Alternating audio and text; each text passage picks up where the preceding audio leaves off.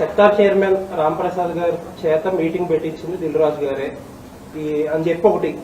రెండోదేమో రెండో మీటింగ్ జరగగానే శిరీష్ గారు బయటకు వచ్చి ఇక్కడ ఏదన్నా మాట్లాడుకోనివ్వండి, బట్ జూన్ 1 నుంచి బంద్ ఉంటది, అది తెలంగాణ మాట, సునీల్ గారి మాట, సురేష్ మాట ఒకటే అని అన్నట్టు ఈ రెండు ప్రచారంలో ఇండస్ట్రీలో ప్రొడ్యూసర్లు మాట్లాడుకుంటున్నారు, డిస్ట్రిబ్యూటర్లు మాట్లాడుతున్నారు. నేను ఇందాక చెప్తున్నా కదా, ప్రచారం అని అంటున్నారు. ప్రచారంలో నిజం ఎంత ఉంది?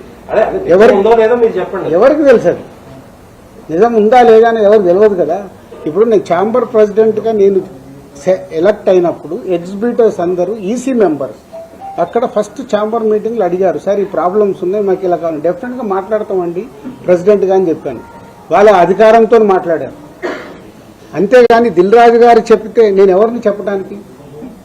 కాదు సార్, ఇప్పుడు సినిమా ఇండస్ట్రీకి సుప్రీం బాడీ ఎస్.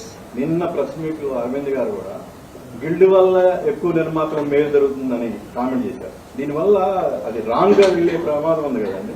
అంటే ఒక సుప్రీం బాడీస్ అనే వాటిని అన్నింటి పక్కన పెట్టి గిల్డ్ వల్లే న్యాయం జరుగుతుంది అనేది ఇండస్ట్రీలో అంత సీనియర్ ప్రొడ్యూసర్ అలా కామెంట్ చేశారు. అంటే ఇప్పుడు గిల్డ్ ఎందుకు ఏర్పడింది? ఎందుకు? సినిమాలు నిర్మించే వాళ్ళు 10 నుంచి 20 మంది యాక్టివ్ గా ఉండే వాళ్ళు ఉన్నారు. వాళ్ళ సమస్యలు వాళ్ళకే తెలుస్తాయి.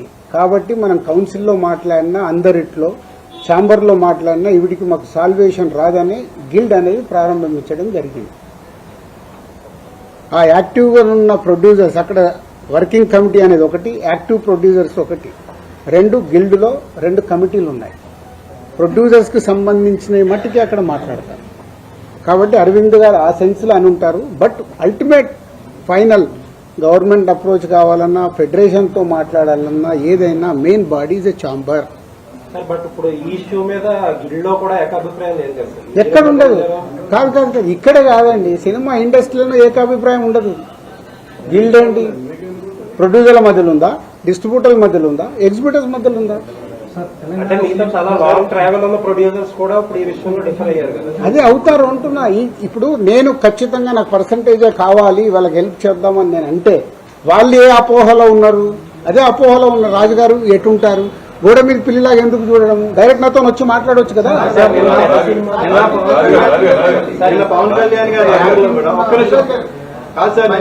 యాక్టివ్ ఉన్న ప్రొడ్యూసర్లు మిమ్మల్ని టార్గెట్ చేసి మిమ్మల్ని కార్నర్ చేశారనిపిస్తుంది. ప్రొడ్యూసర్లే మిమ్మల్ని కార్నర్ చేయడానికి ఏదో ఇష్యూ తీసుకొచ్చినా. అరే మీకు టోటల్ ఎపిసోడ్ అర్థమవుతుంది కదా, మీ అందరికి అర్థమవుతుంది. మీలో నాకు తెలిసి మీరు అందరు జర్నలిస్ట్ మేధావులు. టోటల్ ఎపిసోడ్ మీకు క్లియర్ గా అరటి పండు ఒలిసినట్టు ఓపెన్ చేశా. ఇది పేపర్ మీద రాసుకోండి. జూన్ 19 ఈస్ట్ గోదావరిలో స్టార్ట్ అయిన ఎపిసోడ్ లో దిల్ రాజు ఉన్నాడా? మీరు చెప్పండి. ఇప్పుడు అడిగారు కదా, ఏప్రిల్ 19 ఈస్ట్ గోదావరి జరిగిన ఎపిసోడ్ లో దిల్ రాజు ఉన్నాడా? అంటే ఉన్నాడా? మీ దగ్గర లేని దాన్ని దిల్ రాజుని ఎందుకు దానికి ఇంక్లూడ్ చేస్తున్నారు? అంటే నైజాంలో సమస్య ఎక్కడున్నా సరే నైజాంలో సీరియస్ అయితే తప్ప ఇష్యూ పెద్దది అవ్వదు కదా.